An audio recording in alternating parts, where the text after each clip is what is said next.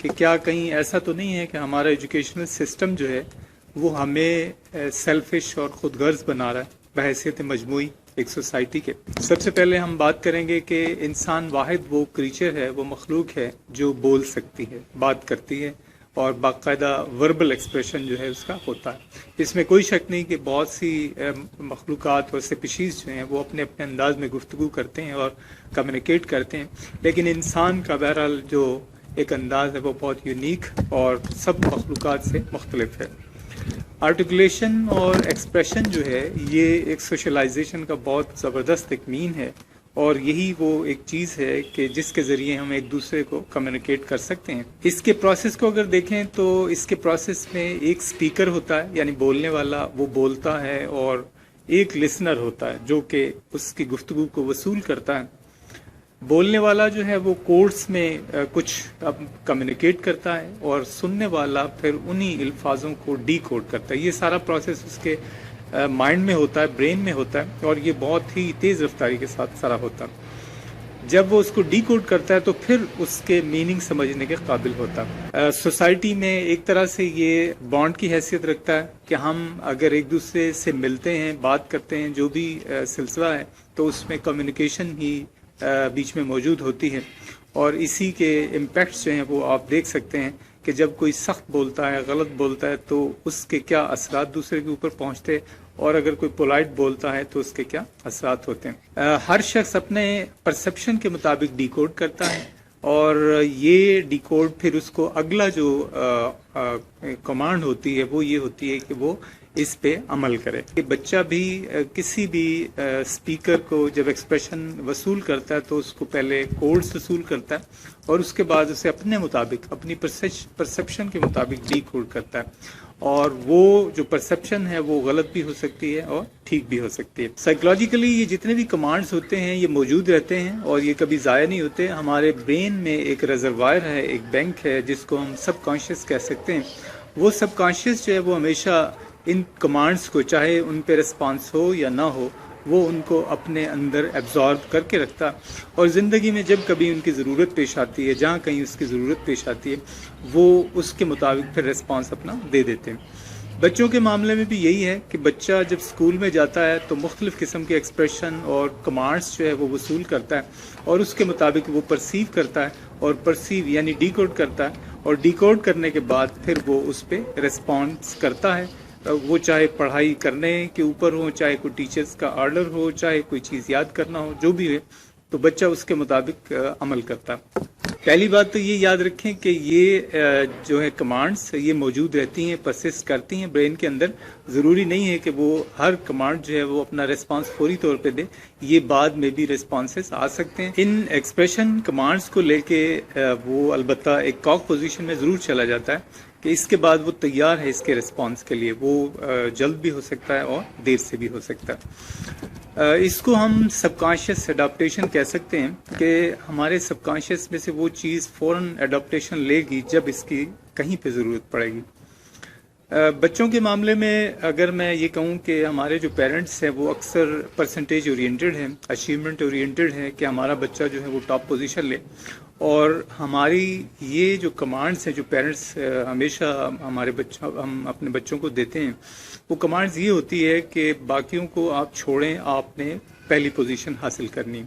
یہ جو کمانڈ ہے یہ بچہ پہلی کلاس سے لینا شروع کرتا ہے، اور آپ یقین مانیں کہ 7th 8th کلاس تک، یعنی 7-8 سال غالباً یہ ہر روز یہ جملہ اس کو سننے کو ملتا ہے.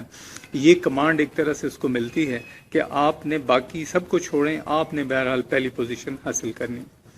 یہ جو کمانڈ ہے یہ ضائع نہیں جاتی، یہ اس کے سب کانشیس میں موجود رہتی ہے، اور ضروری نہیں ہے کہ وہ اس پہ عمل کر کے فوری طور پہ دکھائے. وہ اس کے ایک طرح سے برین کا حصہ بن جاتی ہے، اس کے مینٹل ہیبٹ کا حصہ بن جاتی ہے. وہ اس پہ عمل کرے یا نہ کرے، لیکن اس کے اندر یہ چیز بہرحال ایز اے پوٹینشیل موجود ہے، اور جب کبھی اسے موقع ملتا ہے تو وہ اس کا اظہار کرنے کی کوشش کرتا ہے. یہ صرف کمانڈ ہی نہیں ہوتی، اس بعض پیرنٹس اس ایکسٹینٹ تک بھی چلے جاتے ہیں کہ وہ مار دھاڑ بھی کرتے ہیں، اور ان کی کوشش یہ ہوتی ہے کہ ہمارا بچہ پہلی پوزیشن لے. یہ کمانڈ جب بچے وصول کرتے ہیں تو ایک تو اس کا پریکٹیکل ایگزیبیشن یہ ہوتا ہے کہ وہ پڑھائی میں زیادہ جو ہے محنت کرتے ہیں اور زیادہ لگ جاتے ہیں، لیکن اس کا ایک ایبسٹریکٹ جو اثر ہوتا ہے وہ یہ ہوتا ہے کہ یہ کمانڈ ایک پوٹینشیل کے طور پہ ان کے اندر موجود رہتی ہے،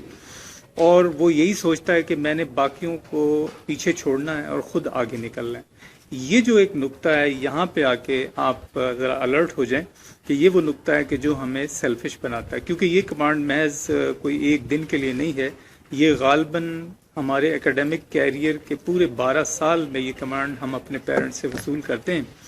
اور بالآخر جو ہے ہم ڈاکٹر یا انجینئر بننے کے جب لیول پہ پہنچتے ہیں تو اس وقت بھی یہ کمانڈ ہمارے اندر as a potential, as a abstract command موجود ہوتی ہے، اور ہمارا سب کانشیس جو ہے اکارڈنگلی اس کو مینیپولیٹ کرتا ہے۔ یہ جہاں ایک طرف تو یہ اسے پڑھائی پہ راضی کرتا ہے اور پڑھائی کی طرف لے کے جاتا ہے، لیکن دوسری طرف اس میں اس کے جو ہیبٹ فارمیشن ہے یا اس کی جو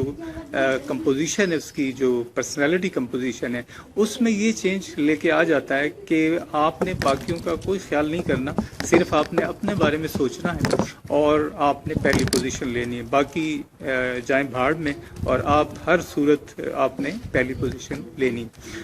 آپ خود سوچ کے دیکھیں کہ یہ ایبسٹریکٹ کمانڈ جب اس کو ڈیلی بیسس پہ ملے گی، اور پھر کوئی ایک دن کے لیے نہیں، ایک مہینے کے لیے نہیں، بلکہ سالوں جب یہ کمانڈ ملے گی، تو وہ جہاں اس کی شاید ایکیڈیمک جو پرسنٹیج ہے وہ تو کچھ امپروو کر جائے، لیکن دوسری طرف اس کی جو پرسنالٹی میکنگ ہے اس میں یہ فرق آ جائے گا کہ وہ خاصی حد تک سیلفش اور ایگوسٹک ہو چکا ہوگا۔ یہی وہ حضرات ہوتے ہیں کہ جب ایف ایس سی میں پھر میرٹ لے لیتے ہیں، اور میرٹ لینے کے بعد یا تو وہ ڈاکٹری سائڈ پہ چلے جاتے ہیں یا پھر انجینئرنگ سائڈ پہ یا اور بہت سی برانچز میں چلے جاتے ہیں۔ یہ مینٹل ایک فریم لے کے یا اس مومنٹم کے ساتھ جب وہ سوسائٹی میں لینڈ کرتا ہے، ایک ڈاکٹر بن کے اور ایک انجینئر بن کے، تو آپ کیا اس بات کی توقع کر سکتے ہیں کہ وہ ایک کنٹریبیوٹ کرنے والی پرسنالٹی ہوگی، وہ سوسائٹی کو کچھ دینے والی، وہ ہیومینٹی کو کچھ دینے والی پرسنالٹی ہوگی؟ کیونکہ ایک طرف اس نے نمبر کمائے ہیں اور دوسری طرف جو اس کی پرسنالٹی میں مسلسل ایک چینج لایا گیا ہے سب انکانشیس وے میں، وہ یہ ہے کہ وہ اسے ایک سیلفش آدمی بن جانا چاہیے۔ اور ہم اپنے ارد گرد اگر بڑی بڑی پوزیشنز پہ بیٹھے لوگوں کو دیکھیں، بڑے بڑے جابس پہ بیٹھے ہوئے لوگوں کو دیکھیں، تو جہاں ان کی محنت بھی ہے اور جہاں بہت سارا ان کے پیرنٹس کی ایک طرف سے کنٹریبیوشن ہے، لیکن اگر اس کا دوسرا رخ دیکھا جائے تو وہ ایک سیلفش اور ایگوسٹک قسم کی پرسنالٹی میں کنورٹ ہو جاتے ہیں، اور پھر اس سے آپ توقع نہیں کر سکتے کہ یہ سوسائٹی کو کچھ اچھا دے پائیں گے۔ یہاں پہ میں ایک چھوٹی سی مثال سے آپ کو یہ بتانا چاہوں گا کہ عبدالستار ایدھی کا انٹرویو غالباً وہ نیٹ پہ موجود ہے، آپ اگر وہ یا ان کی وائف کا وہ انٹرویو اگر آپ سنیں تو اس میں آج سے غالباً 100 سال پہلے کی یہ بات ہوگی کہ جب عبدالستار ایدھی کی والدہ جو ہے اس کو جب اسکول بھیج رہی ہے تو اس کے لنچ میں ایک سموسے کی جگہ 2 سموسے رکھ رہی ہے، اور ساتھ میں جو کمانڈ دے رہی ہے وہ یہ ہے کہ یہ ایک سموسہ آپ کے لیے ہے اور ایک آپ کے ساتھی کا، آپ کے دوست کا۔ جب